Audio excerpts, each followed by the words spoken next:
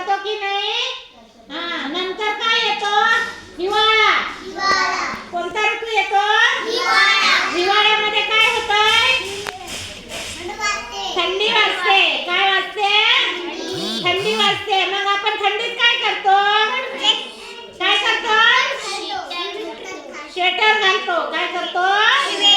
हा, स्वेटर घालतो, टोपी घालतो. आपण काय वाजते? थंडी लागते का नाही आपल्याला? मग आपल्याला ऋतू माहित पाहिजे. सांगा बरं, ऋतू किती ऋतू आहे? किती ऋतू आहे?